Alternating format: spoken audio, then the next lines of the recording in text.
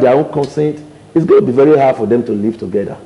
You know, somebody has described, for instance, Nigeria as a ship with different people coming to the ship, and everybody wants to take hold of the ship and be in control. And everybody, they don't agree with themselves. They don't speak the same language. They don't have a common history. So as a result, some want to supplant the other, some want to create hegemony in the place, and nobody actually knows to. So the ship will become rudderless. That is what some people have also ascribed to being the problem of Africa, to be the reason why you have this kind of seat-tight mentality. For instance, in Zimbabwe, you know, you have Mugabe who has been there right from the country became a country. Right from the apartheid system was demolished and they got independent and it became a country. So it's been there for 36 years, since 1980. So there are many people who are even adults now, they don't know any other president apart from Robert Mugabe. So I think it's a sad thing. We should start inculcating, because democracy has come to stay in the 21st century. Even in places like Russia, where you still have democracy, there's no more communism anywhere in the world apart from North Korea. Even Cuba, as it is now, Cuba is not really a communist entity anymore. So we should start embracing democracy and its principles. We should start believing that the people that we've been elected or appointed to serve are the real kings. They are the real rulers, you know, and we should show them respect. Because when you try to manipulate election, as it is happening in Nigeria at the moment, then you are saying that you don't care about the people. You don't care about their feelings. You know? So it is very wrong, for instance, for somebody to be in a place like Abuja and try to manipulate election in a place like Rivers State, for instance. All right, now. Yes. Back to the question. Is it an African mentality, or this man, Sally, is different? Because when you learn to have the power to say, look, I wouldn't want to do like other African leaders. Yes. I'm going to bring this thing down. Yes. So that this setiatism will stay in a position for quite a long time will not be what African leaders are known for. Yes. What Sally has done in Senegal, as I said, is very commendable. But it also is a fallout of many years of democracy, consistent democracy. There's been democracy and democratic rule in Senegal for a very long time. You know, for a very long time, they've had leaders. Some of them will stay for a very long time, but then they still go to the polls for the people to re-elect them. Sally came. As we speak, there's much more political freedom in Senegal than in many countries of Africa. So Sally came and promised that, look, if I become the president of this country, I am going to reduce the tenure from 7 years to 5 years. Then I'm going to also make sure that opposition political parties are funded from the state. So maybe it was based on those promises that the Senegalese people voted for Sally. And of course, he's become an honorable man to say, okay, I'm going to reduce the tenure now. But for me, he would have even said, I will reduce it from the next tenure, not from this tenure. But he's calling for a referendum now. He said he will organize a referendum next year so that it will be discussed, it will be voted on. So he's not even unilaterally putting it. He's not even trying to influence the members of the legislature. He's taking it back to the people. So that means the people are actually the kings and they will be the decider. If the people say, no, we still want the 7 years to continue, then they will have their way. If the people say, yes, we agree with you, it has to be 5 years, then they will have their way. Because right now, before he chooses to say, okay, fine, it's going to affect his own tenure, he was saying that it's going to start from the next tenure. Yeah, people now said no, if it must start, it has to start from yours. So these people are having a great influence. So maybe because he's nationalistic, maybe because he cares about the Senegalese people, then he's saying, let you start from my tenure. Even if you voted me to spend 7 years there. But I'm saying that, look, let it start from here because it will be better for the general society. Now, I've always told our people here in this country, for instance, because many of our people, if you look at our traffic situation, if you look at all of that, you will find that many Nigerians are very self-centered. They think of themselves only. So, for instance, in the traffic, everybody wants to go in. Then it will not cause a jam in that place. So, he is not thinking about himself. When Obasanjo was going for a third term, he was thinking about himself. If he was altruistic, if he was selfless, then he would have said, okay, let the Nigerian president have 3 tenures, but it will not start with me. Let it start with the coming president. But of course, he did not also do that. All right, just joining us right now in the studio is Honorable Ehi Igariba. Welcome to the show, sir. Thank you very much. I really appreciate your comment. Despite your tight schedule, able to make it on time. Thank you. All right. We are taking a look at what is going on right now in Senegal. Sali being the man at the helm of affairs, and for the very first time in a long time in Africa, a leader said the word. And that leader really wants to fulfill or make due that promise. The president of Sali talking about reducing the tenure of the presidency in Senegal from 7 to 5 years. What's your own take on that? Is this to make him score political points, or better still, to make him have more influence? We talk about international relations. Well, for me, comparatively to, in terms of the views that is widely held by the international community about African leaders, one of the things that come to mind when you look at the average African leader is asceticism. That is to say, you have people who would rather go for tenure elongation, like what we witnessed some years ago in Nigeria here, where there was an attempt to introduce via the back door a 3rd term in office. However, he has displayed a rare sense of statesmanship, because what he has done now, because, some months ago when he put out this proposal that there would be a referendum to determine the tenure of the Senegalese presidency. And he, at that time, made projection for 5 years to be the tenure. And, however, I also want to recall that this 7-year tenure is what they inherited from the French upon independence in 1960. And that has been operational. And the president before him, Abdoulaye Wade, also made this promise that he was going to reduce via referendum the tenure for the Senegalese presidency. But of course, he did not keep this promise before he left office. What is instructive here is this. Some months ago, all in the news had been dissent and talks, agitations by the opposition, because they felt that given the financial situation of the Senegalese government, that they did not have the resources to conduct a referendum, that it was more or less a white elephant project, like a dummy the government was selling to them, because at the end of the day, the government was going to turn around and say, well, we made good, but we just don't have the resources to finance the referendum, and therefore there will be no referendum. So the 7-year tenure, subsists. But he has said, I will lead by example. And he has unilaterally, that was the point where I met my co-discussant. He has actually unilaterally, that is to say, there will be no referendum because it has to do with his own tenure. It's more or less like a resignation at the end of 5 years of his 7-year tenure. Come on, 7 to 5. Would it be enough for this man to really operate? Of course. But of course, they have an option of going for a re-election for another 5 years, if that would be the case.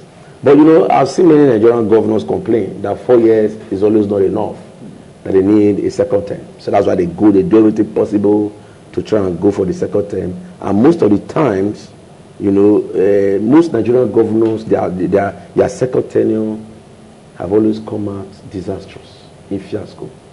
Because at that time, they probably have no stake anymore.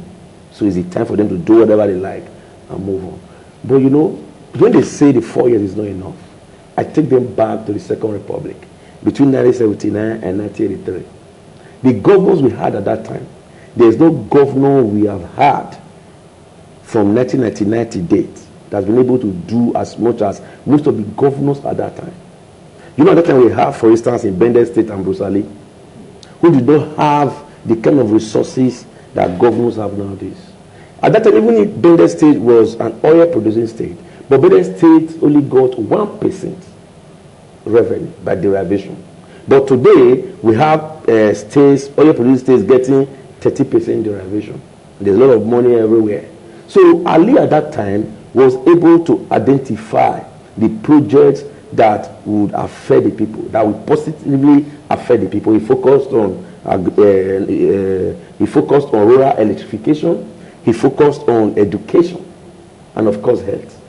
And it was under Ali that most of our state institutions, if not all, were built. The state university. And these were within how many years? Within 4 years. So he was able to achieve so much in 4 years. If you look at his achievement, you'll be shocked that how this man was able to achieve this in 4 years. But today we have governors that have full 8 years, and they will just tell you they renovated roads. They don't create roads. They don't build roads. They don't start fresh roads. But Ambusali created many fresh roads, even some roads leading to the farms. So he was able to focus on agriculture. He was able to focus on roads, infrastructure development at that time. They were able to focus on education. In fact, Ambusali was one of the reasons why many people even went to school. Those who were literature would have gone to school. Education was free. So from what you are saying right now, what you're saying right now, is saying that these people can really enjoy good of course, 5 years. For 5 years. 5 years. Now, mind you, the French country that choose to give them the 7 years agenda, so to speak, I believe that they are smarter than them. And that's what they're operating on. They don't think that... No, but France doesn't even have 7 years. No, hold on now, because Senegal took it from France. Yeah, but France even operates 7 years now. It's 5 years. 5 years, yes, you correct it, but then... This is 7 years. It would be enough for them to really do what they want to do and have so much time to develop on what they have done. But bringing it down again to 5 years, I don't think it's so sudden. Okay. To be able to operate properly. Okay. Firstly, you have to look at the African continent vis-a-vis the Nigerian situation. In Africa, we tend to personalize governance. Yes. That is why people talk about, my tenure isn't long enough. Ideally, what you try to do, that is, if I'll veer off a little bit, that's why till tomorrow I pay growing tributes to the leadership skill of Asiwaju Bola Tinubu. What a lot of people fail to do when they come to office is that they fail to build structures for development. It's all about them. The government centers around one person. You have a governor who literally runs the state like a private company, and it isn't. You have commissioners, for instance, majority of your commissioners are comatose. They've got nothing to bring to the table. They have got no policies to drive. They have various ministries, but they're in office. So at the end of the day, you are the governor, you are the commissioner. You are your special advisor, you are your special assistant. So you are thinking, I don't have enough time. You don't have enough time because you are not delegating. And most of the time, you are not delegating because you don't have competent hands. You are seeing it that most of the people you have around you are there for political patronage, not because they have anything to bring to the table at the issue. So that is why we are always of the view that without me, no one else can do it. But if you do have a structure, like when you talk about the French people, if there is a change in government in France, for instance, an election holds and new people come on board, the average man on the street don't even notice it. Because it's streamless, everything just runs smoothly. There is a structure. Because where does structure derive from? There is a national policy, there is a state policy, a long-term policy that is being run.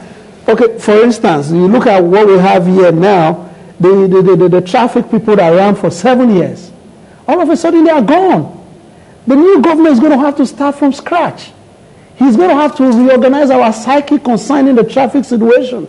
But in Lagos, last mile is already institutionalized. Anybody who's been to Lagos since 1999 for all of 16 to 17 years, you are conscious. You know them, you know their uniform. The little children know them. Now we're going to start again. So that is why people feel like my tenure isn't long enough, because you don't have the structure to outlive your government. You don't have a structure in agriculture, you don't have a structure in education, you don't have the structure to outlive your government. So when you leave, everything drops and the new man starts from the scratch. But if you have, like in Lagos, there's a drain, there's an agency in charge of the drains. There's the agency in charge of sanitation. There's the agency in charge of traffic. All of these things are being institutionalized. So it doesn't matter who becomes the next governor of Lagos. You have a structure to run with. If the new governor leaves today and resigns, you will barely notice in the streets of Lagos. A new person will just go there and drive these agencies and make progress. So I think structures of governance, not individuals. All right, now, if you want to liken this to other African countries, take a look at Cameroon, take a look at Burundi, take a look at Zimbabwe. Would you want to say that those countries don't have structure when you compare them to Senegal? No, it is not even because, if for Senegal, I don't think it's even because of the structure, but it's because of a commitment of one man to adhere to his promises, his electoral promises. That is Nancy's like in Nigeria during politics. During the second pool, that won almost it in the average African, and if we bring it back home to Nigeria, we must pay a lot of respect to the immediate past President Jonathan, because he's led by example. He's had a date with history, and he's handed over, without any much infraction, without even going to court. So now we have President Muhammadu Buhari, and I do know that it is now almost going to become a norm. We don't expect President Buhari at the end of first tenure, if he wishes for a second tenure and he does it, to do anything to the contrary. Or if the results of at the end of the first tenure, if he was to attempt a second tenure, were not favorable, I expect also he will act gentlemanly. It has happened in Ghana, but from all other African leaders across the globe, across the African continent, is also to predict a similar situation. And don't forget, Africa is statist in nature. Most of the countries, we are the chief employer of labor. Most of the resources derived from the government. If you are a big businessman, your biggest customer is also the government, and government regulatory power is such that it is so choking that a lot of people want to have certain amount of influence there, even for their business sake. All right, our time is up, gentlemen. From what people are saying, others may not follow suit. They'll be like, Mark, that is just yours, okay? This is our kitchen. Whatever kind of food or what we eat. I really want to appreciate your analysis. It's been so expository. Let's just see if other African leaders will follow suit. It used to be tenure legation, want to remain here for life, want to be life president, 3 decades and counting. They are still there. But this man, Macky Sall, the president of Senegal, came to do something different, bring it down the years, reducing the tenure from 7 to 5 years. To me, that is truly laudable. But after Mark, when the next president says he's going to remain 5 years, or better still, everyone return to status quo. I am the new man on board. So please forget the 5 years, 7 years, continue. We'll do it again on Monday next week, God willing. Bye for now.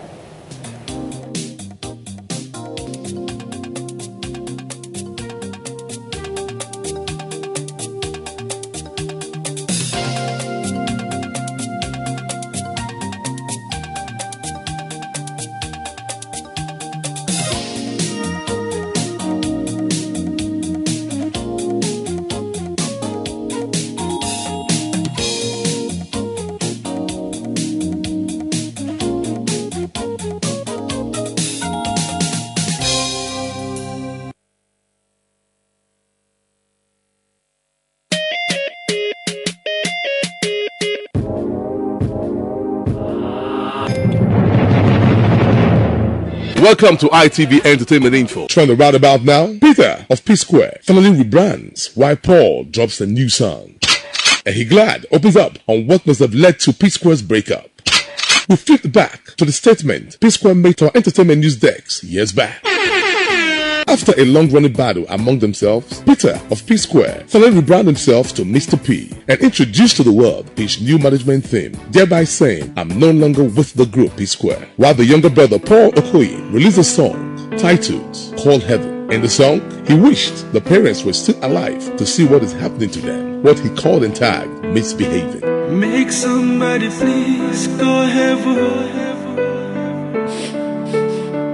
Make her tell my mama, say it don't happen. Hey, hey.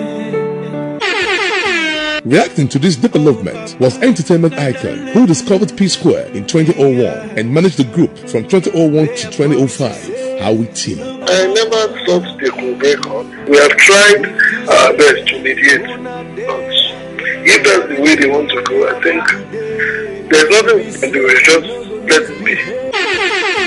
Still on P-Square, South Entertainment mogul Ehiglad stopped by our studio and opened up on what must have led to P-Square's breakup. Anything that has to do with relationship, business, by the time self-interest start coming in, you understand? You start seeing things from a different angle, you understand? Things that you don't really pay too much attention to before. In the past, you not start paying attention to it. Yeah. Now, before that, they already have a formula that they use in operating. So when we have a deal, this goes to this goes for this. But now, Peter is no longer satisfied with that formula.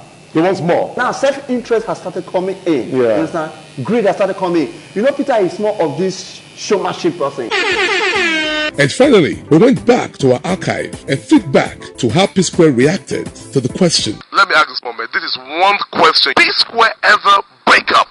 Let me tell you guys, it's not possible. Again, because our mom, unless she tells us, you guys break up, I'll do that. But it's not possible. So, because she's somebody that has been there for us. So, it's not possible. Okay. So are you in support? In support, because I won't lie to you. No one, even if our mom comes out and says we should break up, we're going to break up. But come on, it's not possible. That's been Entertainment Info on ITV. Hello, I'm Pastor X. I bring you glad tidings of good things. From Wednesday the 23rd to Monday the 28th of March this year 2016, we shall be holding our annual conference, Ambassador Summit, a time to experience the glory of God's grace and the demonstration of God's Spirit and power in signs, wonders,